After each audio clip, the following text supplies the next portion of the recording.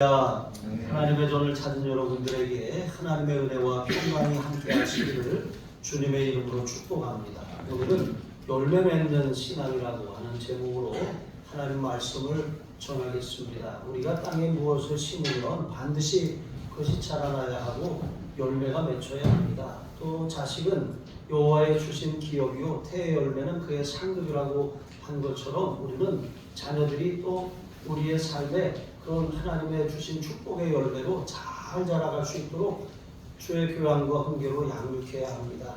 여러분, 데살로니가 교회 성도들은 바울에게 있어서 바울은 그들의 영적인 아비요 어미가 되었고 데살로니가 성도들은 그들의 영적인 자녀입니다. 복음으로 낳은 자녀들이죠. 그렇게 그들은 낳았지만 그 자녀들이 만약에 잘 자라나지 못하고 그렇게 이 생을 포기한다면 참으로 안타까운 일이잖아요. 그런데 이 영적인 자녀들인 데살로니가 교회 성도들이 잘 자라났어요. 하나님의 말씀을 받아서 고난과 핍박 가운데서도 그 말씀 위에 굳게 서서 흔들리지 않고 믿음을 지켰습니다. 그들은 바울의 열매이고 또 하나님이 그 바울에게 얘기하신 그런 상급과 같은 사람들이 된 거예요. 여러분, 우리도 바울과 같이 열매 맺는 신앙이 되어야 하지 않겠습니까? 그런 열매 맺는 신앙의 비결에 대해서 우리가 몇 가지 교훈을 살피며 은혜를 나누겠습니다. 첫 번째로 우리는 말씀을 사람의 말이 아니라 하나님 말씀으로 받아야 합니다. 바울은 데살로니가 성도들을 향하여 끊임없이 하나님께 감사한다고 했어요. 그러니까 근심과 염려거리를 제공하는 그런 교회가 아니라 너무나도 하나님 앞에 기쁨과 감사의 이유가 됐던 그런 교회가 되었다는 것이죠. 반면에 고린도 교회는 어떻습니까? 고린도 교회는 늘 바울에게 근심거리였고 염려덩어리였던 것입니다.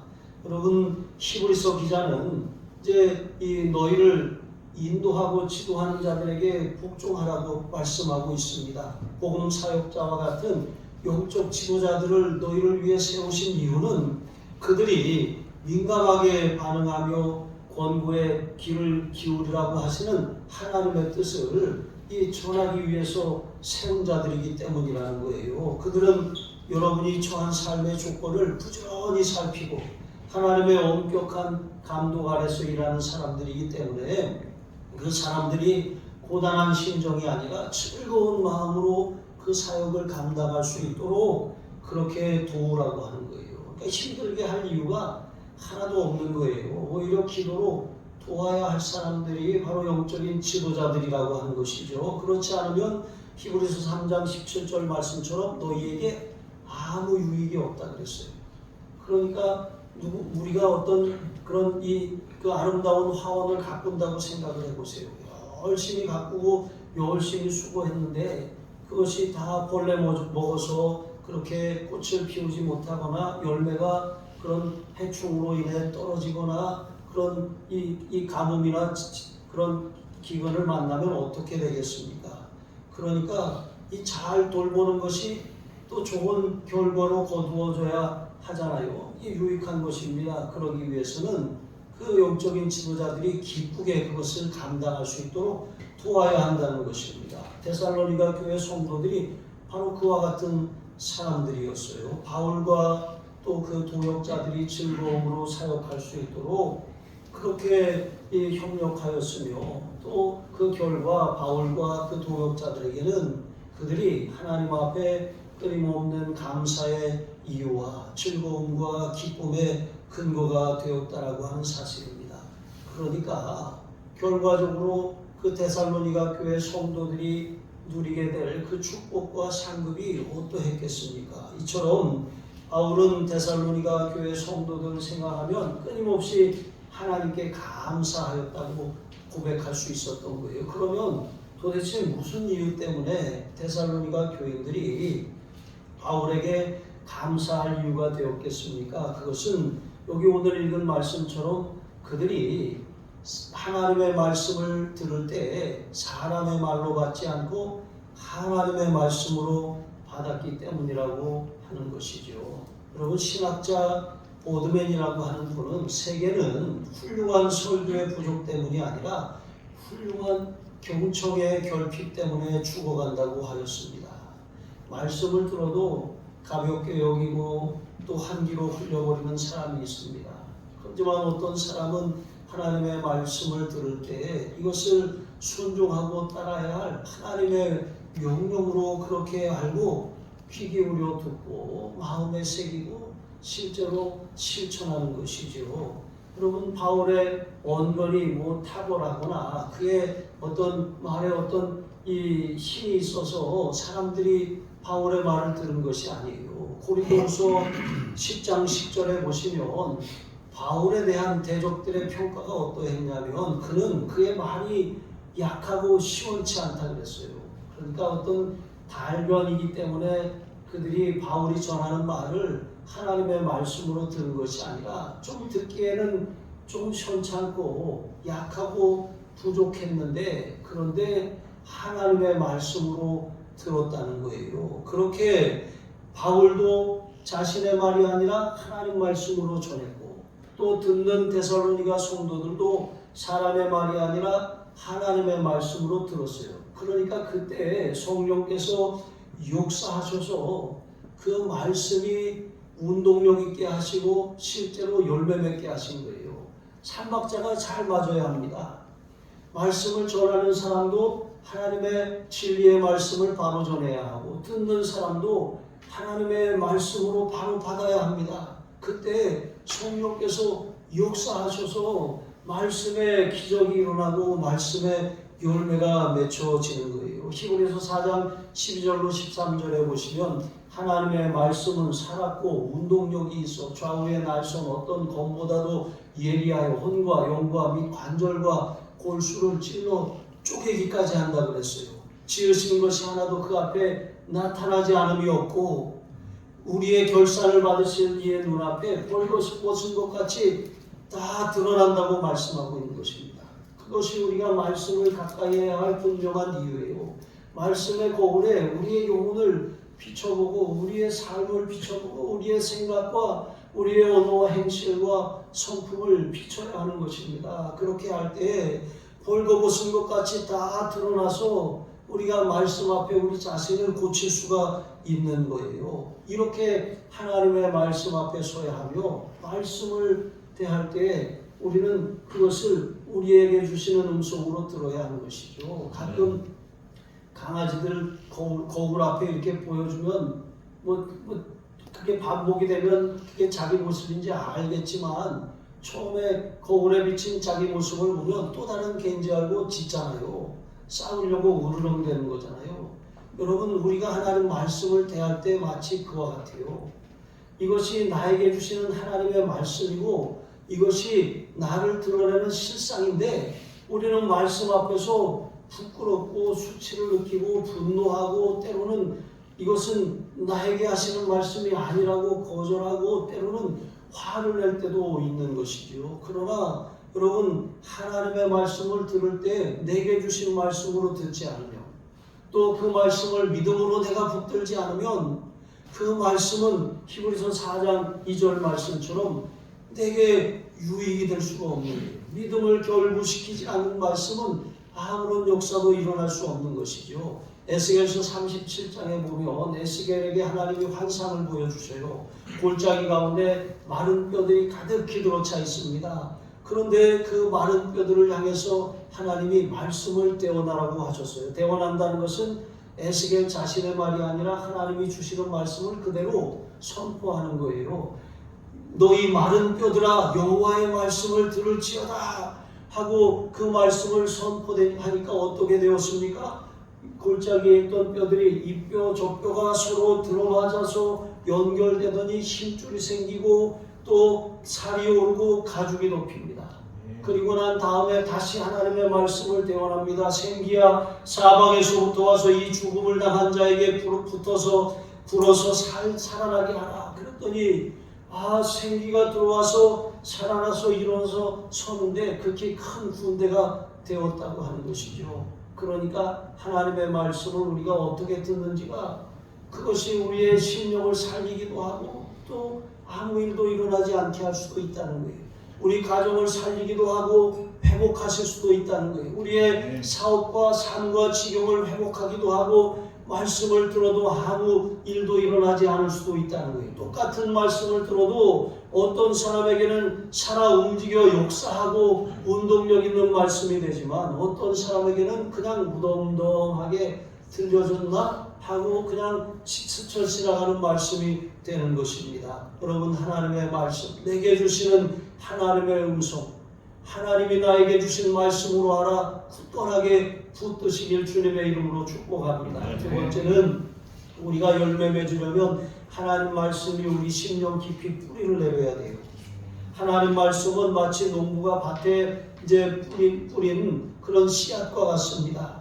씨앗을 뿌려놓고 그것을 가꾸지 않으면 거둘 것이 없어요. 지난번에도 말씀을 드렸지만 제가 두 번째 목회지에서 목회할 때 우리 집사님 가운데 한 분이 마음이 좀 아픈 분이 있었어요. 이분이 이제 이렇게 밭을 도지를 주고 많이 얻었어요. 많이 얻고 나서 그렇게 거기다 콩을 심으려고 콩 한 자루를 시장에서 사다가 가지고 어깨에 짊어지고 와서 교회 사택에 오더니 탁 내려놔요. 그러더니 목사님 축복 기도해 주세요. 이게 종자입니다.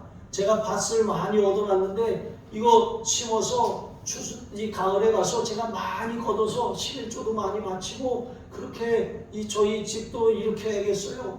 그래서 축복 기도를 해줬습니다. 그런데 이분이 밭을 얻고 그렇게 또 트랙터를 그렇게 돈 주고 빌려가지고 다 갈아엎은 다음에 콩을 잔뜩 심었어요. 그랬는데 제가 가만히 보니까 이분이 밭에 가는 걸 본 적이 없어요. 심어놓고 내버려 두는 것입니다. 가을이 됐습니다. 콩 한 자루를 또 짊어지고 왔어요. 탁 내려놓더니 목사님 이게 올해 추수한 게 전부예요. 왜 이렇게 콩이 안 자랐는지 모르겠어요. 그러고 마는 거예요. 여러분, 콩을 심어놓고 가꾸고 돌보지 않고 인내하면서 그렇게 농부의 심정으로 추수 때를 바라보지 않으면 거둘 게 없어요. 우리도 마찬가지입니다. 기도해놓고 응답이 올 때까지 우리는 그것을 붙들고 계속해서 인내하며 기다려야 돼요. 때로는 시련도 오고 또 환난도 오지만 포기하지 말아야 돼요. 예수님은 돌밭에 떨어진 씨앗에 그런 데서 말씀하셨어요. 그런데 이 돌밭에 떨어진 씨앗은 어떻습니까? 흙이 얇아요. 그래서 씨앗이 떨어졌지만 뿌리를 내리지만 곧 이 깊이 내리지 못하고 해가 뜨니까 그게 타져서 말라버리는 것입니다. 어떤 사람들은 하나님의 말씀을 들을 때 아멘하고 기쁨으로 받아요. 하지만 그 말씀이 이제 이 뿌리를 내리지 못하는 것인데, 왜냐하면 삶에 그런 시련과 어려움이 많은데 시련과 어려움이 올 때마다 그것을 극복해야 되는데, 믿음으로 인내하며 이겨내야 되는데 어려움이 올 때마다 포기해버리는 거예요. 그런데 그게 반복되다 보니까 하나님의 말씀을 기쁨으로 받았음에도 불구하고 말씀으로 인한 환난과 시련이 오니까 어떻게 합니까? 그 말씀을 버려버려요. 그러니까 열매를 맺지 못하는 것이죠. 여러분, 하나님의 말씀을 받으면 반드시 그것을 농부가 씨앗으로 심은 것처럼 가꾸고 돌보고 살피고 인내하는 그런 여름이라고 하는 시간을 반드시 지나가야 돼요. 하나님은 우리에게 약속하시고 그것을 그 다음날 주시는 분이 아니에요. 농부가 밭에다 씨앗을 심어놓고 그 다음날 가서 호미로 밭을 파면 그 씨앗이 자라지 못하고 썩어버리는 것입니다. 우리도 마찬가지예요. 하나님의 말씀을 받았어요. 아멘 했습니다. 붙들고 기도를 시작했습니다. 그런데 다시 의심해요. 그 다음날 될까? 또 안 될까? 이렇게 자꾸 의심하다가 결국은 그 말씀이 어떻게 됩니까? 나하고 상관없는 것이 되어버리는 거예요. 썩어버린 씨앗처럼 되어버리고 마는 것입니다. 말씀을 붙들고 말씀대로 살고자 하면 반드시 시련이 와요. 하지만 그 시련을 이겨야 여름이 지나야 열매를 맺는 것처럼 반드시 여름이 지나면 100배, 60배, 30배로 결실하는 거예요. 여러분, 이 데살로니가 교회는 동족들에게 많은 그런 시련과 핍박 가운데 있었어요. 그러니까 유대에 있는 그리스도 안에 있는 하나님의 교회처럼 이 많은 핍박, 동족들이 가하는 그런 많은 핍박을 당해야 했던 것이죠.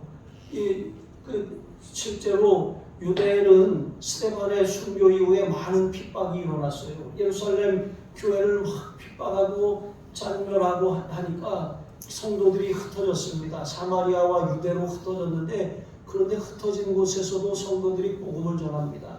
그 교회를 또 세웠어요. 그런데 교회가 세워지는 곳마다 또 핍박하는데, 다른 사람들이 핍박하는 것이 아니라 유대인들이 핍박하는 거예요. 여러분, 마찬가지로 동일하게 데살로니가 교회 성도들도 그 지역에 있는 유대인들이 이제 복음을 받아들인 그 이방인 성도들을 이제 그 동족들로 하여금 핍박하도록 그렇게 충동질하는 거예요. 왜 그러냐면 유대인의 사고 속에는 자신들은 선민이고, 그리고 자신들만 구원받은 하나님의 사람들이라고 생각했어요. 그러니까 이방인들은 지옥의 땔감 정도로 생각했기 때문에 이방인의 구원이라고 하는 것은 마땅치도 않은 이야기입니다. 그런데 바울이라고 하는 사람이 이방인의 구원을 위해서 그렇게 설치고 다니니까 핍박할 수밖에 없는 거예요. 말도 안 되는, 구원은 우리의 것인데 무슨 소리냐 하는 거예요. 그러나 하나님이 이스라엘을 선민으로 택하신 것은 이스라엘만 구원하기 위한 것이 아니라 이스라엘을 택하셔서 그들을 통해서 열방을 구원하시려고 하시는 거예요. 하나님이 우리를 구원하시고 우리를 축복하시는 이유는 우리를 통해서 하나님 나라를 확장하라고 하는 것이지 너 혼자 잘 먹고 잘 살라고 택하신 것이 아닙니다. 그래서 우리는 하나님이 우리에게 주신 구원의 은혜, 우리에게 주신 축복, 우리에게 주신 은사를 통해서 하나님 나라 확장을 위해서 애쓰고 힘쓰며 살아가야 합니다. 그런데 여기에는 반드시 핍박과 반대가 있어요. 공중의 권세를 잡은 자 마귀가 자신의 영역이 침범당하고 자신의 나라가 빼앗기는 것을 결코 원치 않기 때문에 그렇게 이 사자들을 일으켜서 복음 전파하는 사람들을 핍박하고 박해하는 것입니다. 바울은 그 유대인들에 대하여 너희가 자기 죄를 항상 채움에 노하심이 끝까지 그들에게 임하였다고 말씀하고 있는 거예요. 여러분, 보에 물이 가득히 차면 어떻게 해야 돼요? 보문을 열어야 합니다. 안 그러면 뚝이 무너져요. 마찬가지로 하나님께서는 오래 참고 기다리시다가 죄악이 가득히 차서 넘치게 되면 어떻게 하십니까? 심판하시는 것입니다. 그러니까 고난당한다고 두려워할 것이 아니라 고난을 당하게 하는 그런 자들에게는 하나님이 심판으로 갚으신다고 말씀하셨어요. 고난은 반드시 이기고 승리할 수 있습니다. 주님이 십자가에서 승리하신 그 승리가 우리의 승리인 것입니다. 그러므로 고난 중에 뒤로 물러서고 말씀을 포기할 것이 아니라 더욱더 말씀을 굳게 붙들고 이제 가장 뜨거운 시간이 왔구나. 이 시간이 지나야 추수 때를 맞이하는구나. 이런 심정으로 말씀을 끝까지 붙들어야 여러분 열매를 맺는 거예요. 세 번째로 말씀이 구원의 열매로 나타나야 합니다. 바울과 실라는 지금 데살로니가를 떠나서 고린도에 머물고 있습니다. 이제 그런 상황에서 데살로니가에 계속해서 가려고 시도하고 있지만 있지 않아요. 그런데 바울은 이것을 이렇게 말하는 것입니다. 사탄이 우리의 길을 막았다라고 하는 것이죠. 몇 번이고 반복해서, 그러니까 한두 번 가려고 했다는 것은 한두 번 하고 포기했다는 표현이 아니라 몇 번이고 시도했지만 그때마다 사탄이 막았다는 거예요. 사탄이 직접 무슨 삼지창을 들고 나와서 막았다는 것이 아니에요.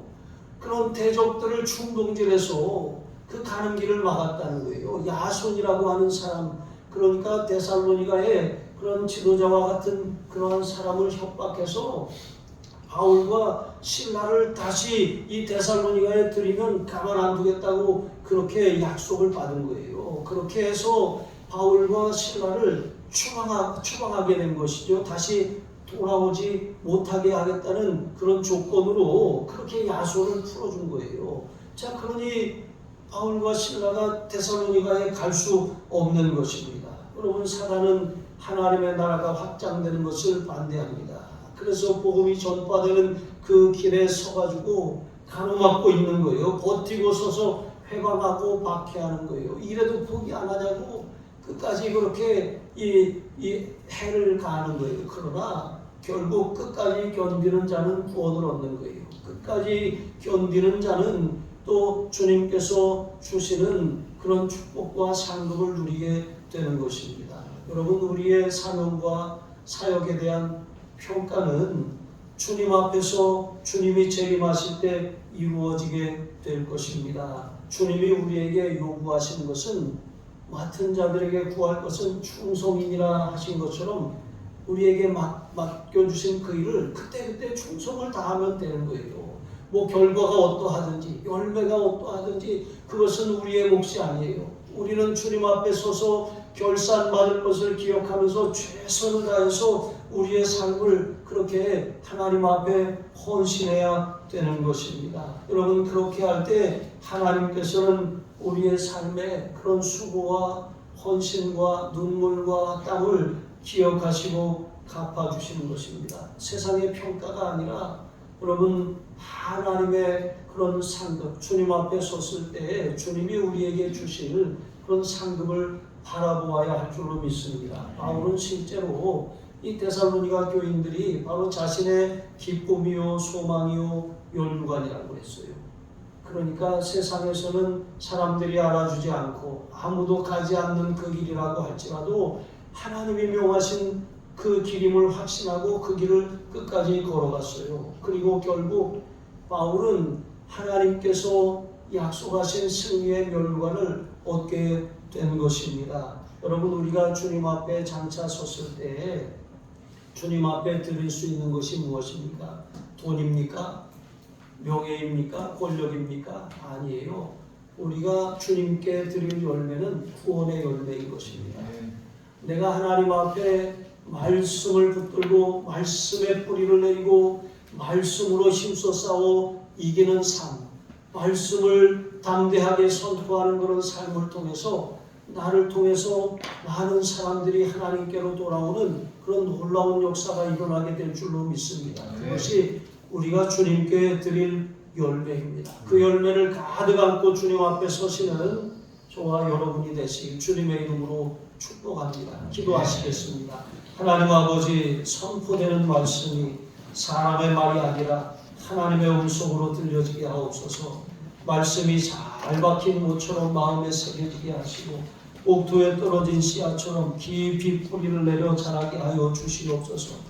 풍성한 구원 열매를 맺는 알곡, 나 하나리 심겨졌을 뿐인데 그것이 100배, 60배, 30배로 나로 말미암아 추수하게 하여 주시옵소서. 우리 주 예수 그리스도의 이름으로 감사하며 축복하며 기도합니다. 아멘. 우리 함께